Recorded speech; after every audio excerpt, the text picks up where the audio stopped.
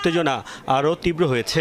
এই আগ্রাসনের জবাবে ইসরায়েলের ভূখণ্ডে ইতিহাসের সবচেয়ে ভয়াবহ হামলার হুঁশিয়ারি দিয়েছে তেহরান। এরপর থেকে নিয়মিত বিরতিতে ছুড়ছে মিসাইল ড্রোন। ইরান জুড়েও চলছে ইসরায়েলের তাণ্ডব। সামরিক স্থাপনার পাশাপাশি হামলা হচ্ছে বিভিন্ন বেসামরিক স্থাপনাতেও।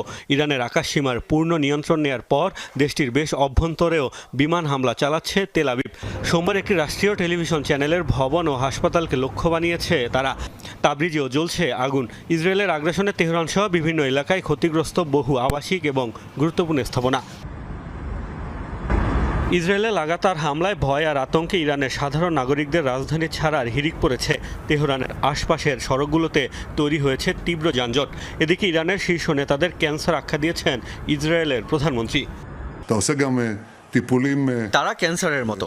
আপনি যদি জানতে পারেন ক্যান্সারের কারণে আপনাকে মরতে হবে, অবশ্যই আপনি সেই ক্যান্সার দূর করার